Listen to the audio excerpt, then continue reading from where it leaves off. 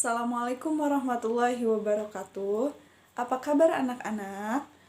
Semoga kalian selalu diberi kesehatan ya, dan selalu bersemangat untuk melakukan pembelajaran kali ini. Walaupun pembelajaran kali ini sangat berbeda. Pembelajaran kali ini dilakukan secara daring. Baiklah anak-anak, sebelum melakukan pembelajaran kali ini, mari kita terlebih dahulu berdoa. Berdoa mulai.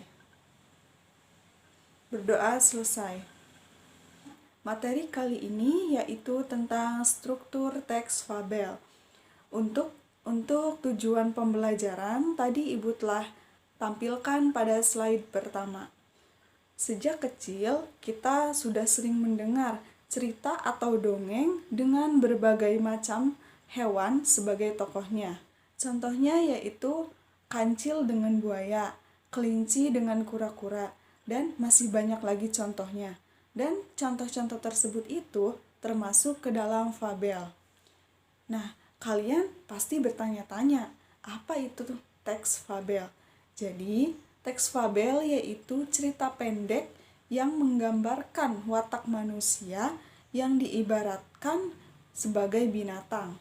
Sebelum menulis teks fabel, ada baiknya kita mengetahui dan memahami struktur teks fabel. Yuk kita simak penjelasannya. Seperti teks-teks lainnya, fabel juga memiliki struktur sendiri. Fabel dimulai dari orientasi, mengarah kepada komplikasi, dan berlanjut kepada resolusi dan koda. Struktur teks fabel yang pertama yaitu orientasi. Orientasi merupakan struktur yang pertama bagian awal suatu cerita. Dan pada bagian ini terdapat latar tokoh, latar tempat, dan yang terakhir itu latar waktu.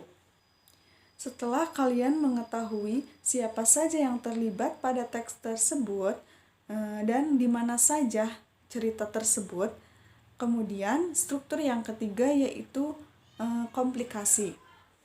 Komplikasi yaitu konflik atau permasalahan pada cerita tersebut antara tokoh yang satu dengan tokoh yang lainnya.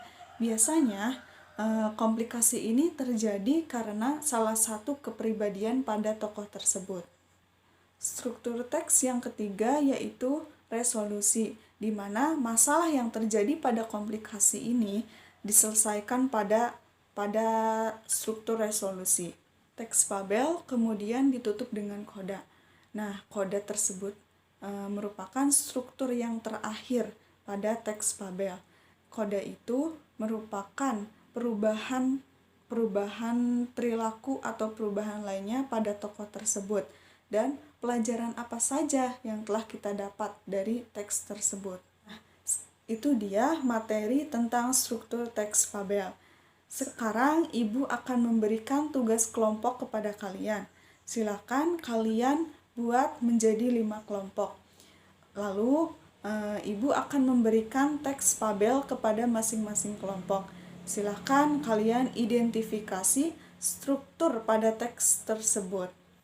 Untuk tugas individu, silakan kalian cari satu contoh teks fabel, kemudian kalian jelaskan karakteristik bagian-bagian struktur teks fabel. Setelah kalian mengerjakan tugas kelompok dan tugas individu, Ibu akan memberikan soal tes kepada kalian sebagai evaluasi pembelajaran. Mungkin itu saja yang Ibu dapat paparkan pada materi struktur teks fabel. Sampai jumpa lagi di video selanjutnya. Ibu cukupkan. Wassalamualaikum warahmatullahi wabarakatuh.